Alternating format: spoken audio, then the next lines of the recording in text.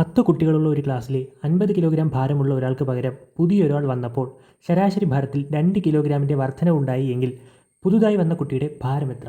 അപ്പോൾ നമുക്ക് ആ പുതുതായി വന്ന കുട്ടിയുടെ ഭാരം എത്ര എന്നാണ് കണ്ടുപിടിക്കേണ്ടത്. അപ്പോൾ ഈ ചോദ്യത്തിൻ്റെ ഉത്തരം കണ്ടുപിടിക്കാനായിട്ട് നമ്മൾ ഉപയോഗിക്കുന്ന ഒരു ഫോർമുലയാണ് പോയ ആളിൻ്റെ ഭാരം പ്ലസ് അംഗസംഖ്യ ഇൻറ്റു ശരാശരിയിലെ വർധനവ്. അപ്പോൾ നമ്മുടെ ഫോർമുല എന്താണ്? പോയ ആളിൻ്റെ ഭാരം പ്ലസ് അംഗസംഖ്യ ഇൻറ്റു ശരാശരിയിലെ വർധനവ്. ഇവിടെ നോക്കിയേ, 10 കുട്ടികളുള്ള ഒരു ക്ലാസ്സിൽ 50 കിലോഗ്രാം ഭാരമുള്ള ഒരാൾക്ക് പകരം, അപ്പോൾ പോയ ആളിൻ്റെ ഭാരം ഇവിടെ എത്രയാണ്? 50 ആണ്. 50 പ്ലസ് അംഗസംഖ്യ. ഇവിടെ 10 കുട്ടികൾ ആദ്യം ഉണ്ടായിരുന്നു, അതിൽ നിന്നും 50 കിലോഗ്രാം ഭാരമുള്ള ഒരാൾ പോയി, പകരം ഒരാൾ വന്നു. അപ്പോൾ അവിടെ അംഗസംഖ്യയിൽ എന്തെങ്കിലും മാറ്റം സംഭവിച്ചിട്ടില്ല. അപ്പോൾ അംഗസംഖ്യ എത്ര തന്നെയാണ്? 10 ഗുണം. ഇനി ശരാശരിയിലെ വർധനവ് നോക്കിയേ, വന്നപ്പോൾ ശരാശരി ഭാരത്തിൽ 2 കിലോഗ്രാമിൻ്റെ വർധനവ് ഉണ്ടായെന്ന് ചോദ്യത്തിൽ തന്നെ പറയുന്നുണ്ട്. അപ്പോൾ ഇവിടുത്തെ ശരാശരിയിലെ വർധനവ് 2 ആണ്. ഓക്കെ അല്ലേ? ഈക്വൽ ടു 50 പ്ലസ് 10 ഗുണം 2 എത്രയാണ്? 20 ഈക്വൽ ടു 70 കിലോഗ്രാമാണ് നമ്മുടെ ഉത്തരം. Option A.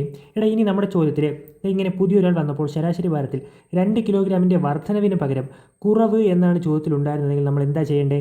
ഇവിടെ പോയ ആളിൻ്റെ ഭാരം പ്ലസ് എന്നല്ലേ കിടക്കുന്നത്, അവിടെ കുറവാണ് ചോദ്യത്തിലുള്ളതെങ്കിൽ ഇവിടെ ഈ പ്ലസ് മാറ്റിയിട്ട് മൈനസ് ആക്കുക. ഓക്കെ അല്ലേ? അതും കൂടെ ഒന്ന് ശ്രദ്ധിക്കുക.